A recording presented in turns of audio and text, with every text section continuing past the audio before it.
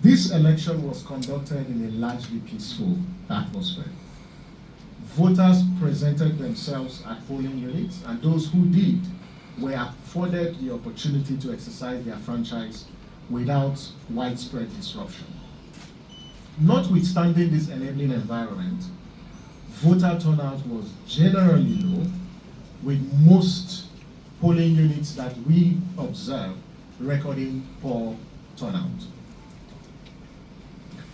Logistical challenges adversely affected timely commencement of elections, particularly in the Abuja Municipal Area Council and INEC, where delays in the deployment of personnel and materials contributed to late opening of polls in several locations that we observed.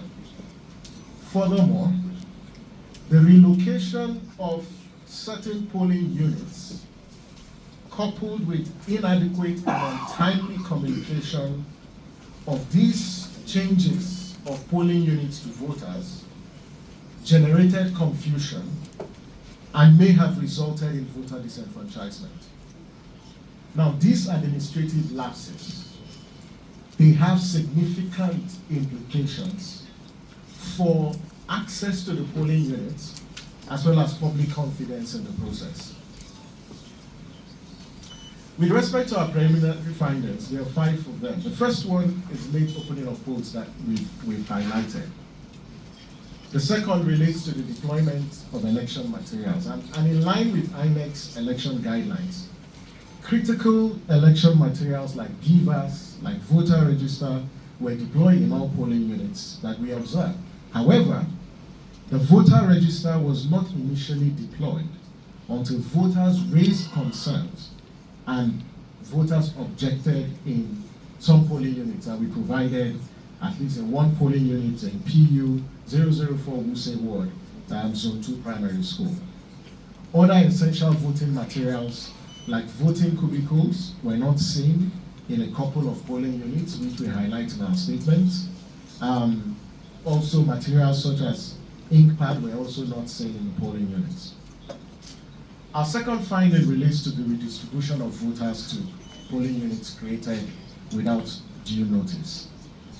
Our observers reported instances in which voters were reassigned to newly created polling units without prior or adequate notification. Now, YIAGA Africa acknowledges INEC's efforts to notify affected voters via text messages that were sent to voters. Many of these messages were delivered today on election day, with some receiving these text messages hours before polling had commenced, or after polling unit already commenced. This lack of timely and effective communication generated confusion at the polling locations, at several polling locations, and numerous voters spent hours attempting to ascertain their designated polling units. In multiple instances, we did record how this administrative shortcoming contributed to congestion and overcrowding in the polling units. And this, in our estimation, does undermine orderly queue management, and it also potentially discouraged voters from participating. Our observation further revealed disparities in voting distribution within same polling units. So you would see how some of these imbalances, they were very pronounced to the extent that it raised concerns regarding the coherence, the reliability, and the technical soundness of INEC's polling unit expansion and voter distribution framework. We at YIAGA Africa note that these inconsistencies not only undermined administrative efficiency, but they have broader implications, like we've noted earlier, for voter participation. Fourth is on closing of polling units before the official 2:30 p.m. We observed that some polling units closed before the official 2:30 p.m. While some polling units experienced poor voter participation, the guidelines require that the polling units should remain open until 2:30 or the last person on the queue. Our preliminary recommendations. To INEC, in light of this delayed commencement, especially in some polling units, there is great need to extend the voting time to 4:30, especially in those polling units.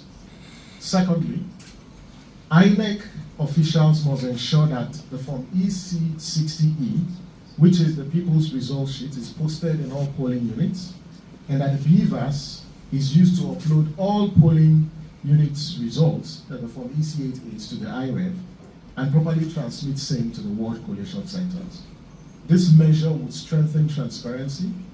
It will build citizens' confidence in the electoral process. Thirdly, that INEC officials must conduct a collation and the declaration of results with the highest standards of transparency, of integrity, and professionalism. This requires strict adherence to the established legal standards and framework that regulates the conduct of collation exercise, because this would safeguard the credibility of the outcome. And we at YIAGA Africa have grave concerns, and we want to reiterate that we have grave concerns about the collation process for this election. Lastly, for INEC should undertake comprehensive nationwide public engagement campaign to clearly communicate this redeployment of voters to newly created polling units.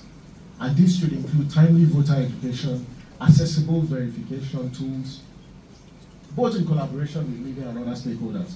One thing that is critical is that if this issue is not resolved, it would reoccur in the general elections.